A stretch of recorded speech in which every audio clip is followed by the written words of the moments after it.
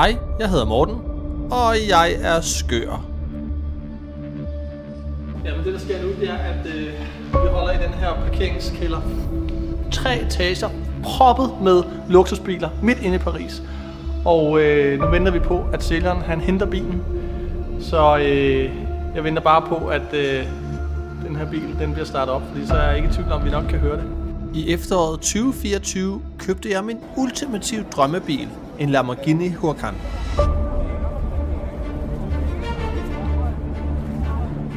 Yes, he's okay with the offer. Thank you. Thank you. Thank you. See you.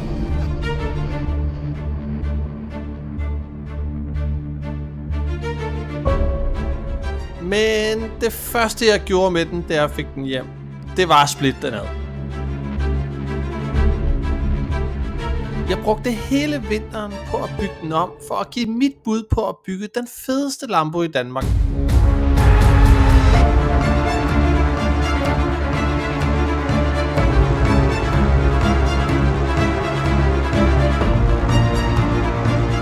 Men måske kan den blive endnu federe.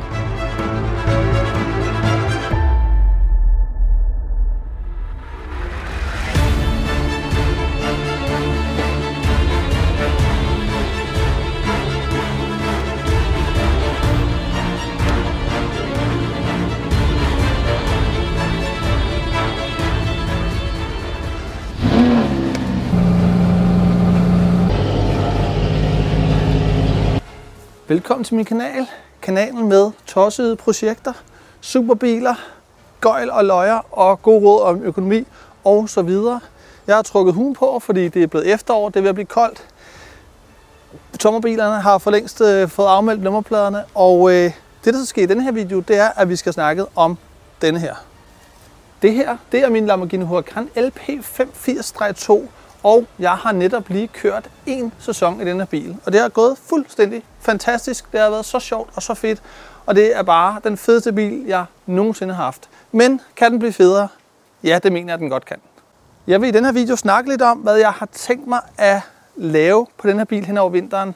Vi kan godt kalde det en version 2.0 af den her bygge Danmarks fedeste Huracan, eller Danmarks fedeste Lambo. Jeg vil bygge en endnu bedre version, og der er selvfølgelig en masse fejl, der skal rettes, og det, der er allerfedest og vigtigste, som kommer til at ske, det er, at vi skal give den en ny farve. Og det er altså noget, jeg har snakket om længe, men nu skal det altså ske. Jeg har jo haft lidt problemer, hvis vi starter der. Jeg har haft lidt problemer med det her carbon, fordi at det her bodykit, det er blevet malet 2 gange nu. Og det, der desværre er sket, det er, at de her carbonfibre, de træder igennem. Jeg ved ikke, om man kan se det på video. Det smådrypper lidt, så man kan ikke lige se det lige nu, men jeg tænker, at jeg lige laver et bedre klip af det og sætter ind her, hvor man kan se, hvad det er, der sker. Og det er selvfølgelig hamrende irriterende, fordi jeg kan ikke bare foliere den henover, fordi man kan se det igennem folien, og det skal vi selvfølgelig gøre noget ved. Og jeg har selvfølgelig snakket med Carbon Christian om det, og han har set det før. Han har dog aldrig set, at det er så slemt som på min bil, at det skinner igennem så meget, som det gør, fordi normalt vil, når man får det malet om en enkelt gang, så vil det som regel forsvinde. Det, som han påstår, at der er sket, det er, at det her epoxy, som sidder i de her carbonfibre, og i den proces, hvor man har lavet det her carbon, at det ikke er færdighærdet. Det vil sige, når den her bil så står ude i solen og bliver varm, så sker der en anden proces, hvor det kan risikere at hærde videre, og så er det, at det lige pludselig skinner igennem lakken, og det vil vi selvfølgelig gerne have gjort noget ved. Hvis der er nogen af jer, der har forstand på det, så er I velkommen til at kontakte mig eller skrive i kommentarfeltet. Jeg ved ikke helt, hvordan jeg skal gribe det an. Jeg overvejer lidt, om man kan slibe det ned, så det bliver glat og pænt igen, og så kan der bare komme folie ud over. Jeg kunne selvfølgelig også gøre det, at jeg sender alle delene til maler en gang mere, men jeg tænker også bare, at det vil måske bare ske igen, så det er måske også dumt. Og hvad for en farve skal den her bil så have? Jamen, jeg har jo hele tiden holdt fast i, at jeg godt kunne tænke mig, at den skulle være rød, fordi jeg elsker røde biler. Jeg var sindssygt vild med min Supra. Den farve, den havde i de 4,5 år, jeg ejede den. Det var jeg så glad for. Jeg synes bare, at røde biler kan et eller andet specielt. Jeg vil så sige, at der er mange, der har prøvet at præge mig til, at det ikke skal være rød, fordi rød sammenligner man jo tit med Ferrari. Det er sjældent, man ser en Lamborghini, der er rød. Man ser ofte Lamborghini være orange, men jeg er ikke lige så meget til orange, som jeg er til rød.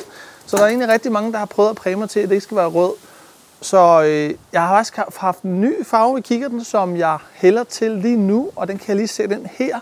Det er altså en sindssygt fed grøn farve med noget gul perlemorseffekt i, og det er altså den, jeg hælder mest til lige nu.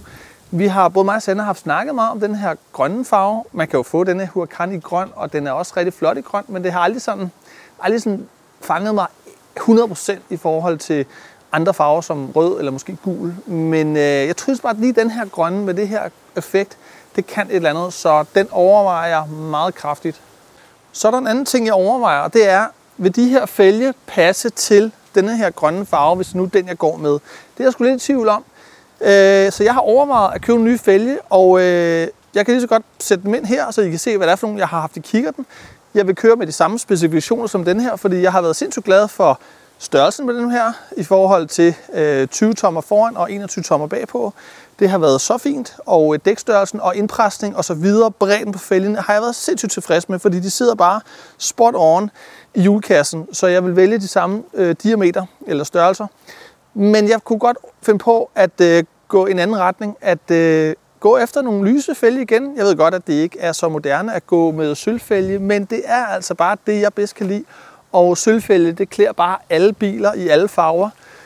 Så det er sådan noget, jeg overvejer. Hvis det er at køre de her fælge, så er det ikke fordi, jeg vil smide dem herud eller sælge dem. Så tror jeg vil gemme dem, fordi så har jeg jo 2 sæt sindssygt fede fælge, jeg kan sætte på, alt efter hvad farve bilen har. Det kan være, at næste gang jeg er træt af at kigge på den grønne farve, at den får en ny farve. Og at de her guldfælge måske vil passe rigtig godt til den farve. Hvis den nu bliver rød en dag, så tror jeg faktisk, at de her guldfælge vil passe sindssygt godt til den. Så jeg vil stadig gemme de her fælge, men jeg overvejer altså at købe et sæt mere. Og hvad kommer det ellers til at ske hen over vinteren? Jamen, jeg skal have splittet bilen ad foran igen. Jeg var jo nede hos ham her, Bjørn, som prøvede at fraprogrammere denne her originale livssystem, sådan så der ikke er en rød lampe inde i instrumentet, og så jeg også kan få lov at slå min ESP-knap fra. Og det kunne altså ikke rigtig lade sig gøre, fordi vi mistænker lidt, at jeg har glemt at pille nogle stik af, der sidder nede under her, hvor jeg har bygget luftundervognen ind. Så det skal jeg selvfølgelig have skilt ad og have kigget på, og når jeg får de her stik af, så skal jeg se, om jeg kan få lukket Bjørn op til mig med hans computer, så vi kan prøve at kigge på det igen og fraprogrammere det. Så det er selvfølgelig noget, jeg skal kigge på, og hvis ikke det kan lade sig gøre, jamen, så må jeg overveje at sætte det originale på, det originale kompressor og alt det der, og stik. I hvert fald bare sådan, så at bilen tror, at den har det, sådan så at den vil slukke lampen. Så det er selvfølgelig noget, jeg kan overveje. Det kunne jeg godt tænke mig at få lavet. Så har jeg jo haft de her TPMS-følere, som har drillet mig lidt, og det skal jeg selvfølgelig fikset. Jeg er ret sikker på, at fejlen ligger, at jeg har fået drejet dem for meget herude foran, og det skal vi selvfølgelig have splittet ad og kigget på og fundet en placering. Vi kan jo ikke sætte dem der, hvor de sidder originalt, fordi der sidder lampedørbeslagene, men vi skal altså fundet en placering, sådan så at vi kan i hvert fald få den lampe til at slukke, så der er en connection imellem modtageren og TPMS-føleren. Og det er nok noget med, at vi skal forlænge ledningsnettet og finde en ny placering til den. Måske over i den ende ved forgårdfangeren. Det er i hvert fald noget, jeg har tænkt over, så det skal vi selvfølgelig have fikset. Så kan vi lige gå ind i bilen og kigge her. Jeg har været sindssygt glad for de opgraderinger, jeg har lavet her i kabinen. Det her sindssygt fede rat, som passer i stilen, er jeg meget, meget glad for. Og alle de her carbon-detaljer, vi har lavet, hvor vi har beklædt det her carbon ud over det originale plastik, det har jeg sådan set været rigtig glad for. Det, der har været en udfordring, ligesom der også er sket på forgårdfangeren, det er, at specielt dyserne her, som vender op mod solen, der kan man faktisk lidt begynde at både mærke og se de her carbonfibre. Og det har jeg selvfølgelig snakket med Christian om, og det er altså også noget, der kan ske. Og det skal vi selvfølgelig gøre noget ved. Og i den forbindelse, og det jeg kan gøre, det er, at jeg kan give den noget nyt klarlak. Og i den forbindelse, så tænker jeg, at jeg vil sende alle de her carbondele til maler, og så få lavet det i det her matte klarlak, ligesom jeg har lavet motorrummet. Det ser bare sindssygt fedt ud, det her matte carbon. Og hvis man ser på Lamborghinis modeller, når de har de her carbonpakker indvendigt, så er det altså som regel altid det her matte finish, der er. Og det var egentlig ikke noget, jeg sådan synderligt havde tænkt over, da det var, at vi byggede den sidste vinter. Så tænkte jeg bare, at det skulle være blankt, ligesom rettet, jeg havde købt, var i blankt. Men så har jeg sådan lidt gået og tænkt over det og kigget på andre Lamborghini-modeller, at det ofte er det her matte finish, og det ser bare sindssygt godt ud. Og så tror jeg også, at det bare bedre kan modstå det her, der er sket med solen, fordi der er slet ikke sket noget i motorrummet. Så jeg overvejer altså at skilte helt ad igen, og så få lavet det her matte finish. Og i den forbindelse, så er der sådan lige nogle enkelte steder, hvor at der lige er nogle reparationer, der skal laves i samme forbindelse. Og vi har for eksempel også den her konsol, der sidder her ved den her CD-afspiller. Den knækkede for os der sidste vinter, da vi havde skulle skilte ad. Så den overvejer jeg, selvom jeg kan få Christian eventuelt til at beklæde den med carbon, fordi så kan vi jo fikse det problem også. Og ellers så skal jeg jo også have gjort det, at jeg skal have skilt bilen ad, fordi den skal folieres. Så vi skal altså have dørbeklædningerne af, sideruder, sidespejle, sideskørter, bagspoiler. Og der er altså en masse ting, vi er nødt til at få splittet ad på den. Og ham foliegutten, jeg har lavet en aftale med, han synes, det er helt fint, at jeg selv gør det. Fordi nu har jeg jo altså selv skilt bilen ad sidste vinter, så jeg ved sådan rimelig godt, hvordan man gør det. Så det vil være helt fint for ham, at jeg selv gør det, eventuelt på hans værksted. Og det er altså nok noget, man kommer til at kunne se en gang til foråret, tidligt forår eller slut vinter, at vi får klaret det. Og så har vi forhåbentlig fået fikset de andre ting, så bilen er samlet og klar til at kunne blive transporteret derned.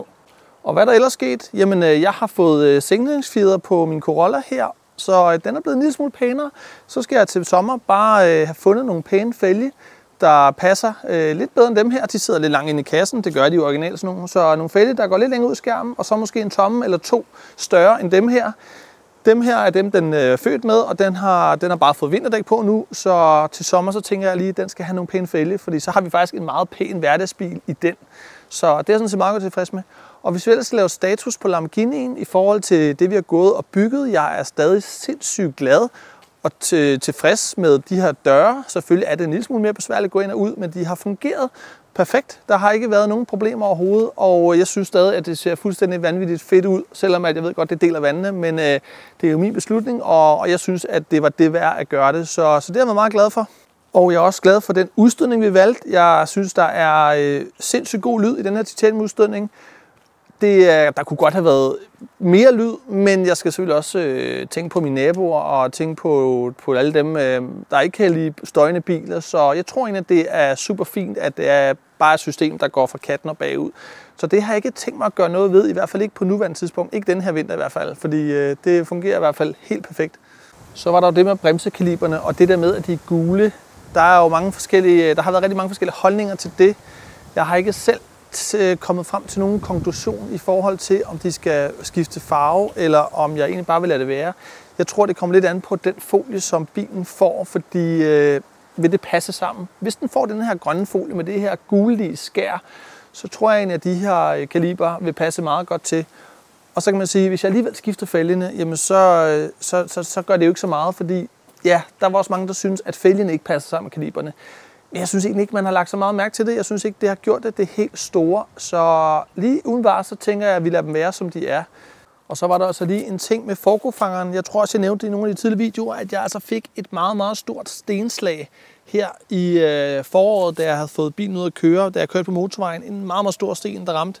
Og så jeg har snakket lidt med Carbon Christian og håber lidt, at han har tid til at kunne lave denne her frontlæbe, beklæde den med noget nyt carbon. Fordi en ting er stenslaget, en anden ting er, at der er nogle ikke så pæne samlinger. Der er også en matplet her, men altså som man kan se her, så samlingerne er altså ikke sådan super pæne, så jeg er ret sikker på, at med det arbejde, jeg har set fra Christian, for eksempel da han lavede spejlene, som var ret avanceret, den måde han har lavet samlingerne, sindssygt dygtig gut, så er jeg ret sikker på, at han kan lave det her meget flottere, end producenten af det her bodykit har lavet det.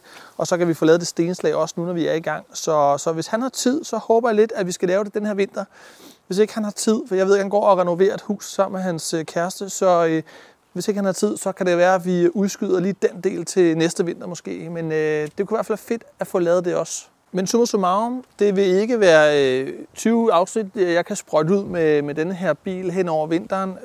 Det vil bare være de her små ting, jeg går og ruder med og får fikset. Og så må vi se, hvor mange der afsnit der er i det. Men det bliver i hvert fald fedt at få, når jeg får det fikset, og det kan blive klar til den nye sæson. Forhåbentlig med alle fejlene rettet, og forhåbentlig med den her nye, sindssygt sprøde farve. Det tror jeg kommer til at klæde den sindssygt meget, og det har jeg bare gået og glædet mig meget til, fordi jo, sorte biler er også flotte, specielt når de er nyvaskede. Problemet er bare, at du ser bare ikke de der sindssygt fede linjer, der er på sådan en Lamborghini. Der er så mange fede vinkler, og det ser du altså bare ikke på samme måde, når den er sort. Og så ser du altså heller ikke alle de her carbon-detaljer på samme måde. Og det ønsker jeg jo lidt at fremhæve, fordi alle de her carbon detaljer, der er her på forskærmene, frontklap og så videre, de skal jo stadig bare være carbon, så det vil give en sindssygt fed kontrast, når bilen får en farve. Og det glæder mig rigtig meget til. Men ellers, følg med på YouTube, hvis du vil se og følge med i processen, hvor vi får en endnu federe Lamborghini. Og husk at subscribe til kanalen, hvis du ikke allerede har gjort det. Og med det vil jeg bare sige tak, fordi du kiggede med i denne her video. Vi ses!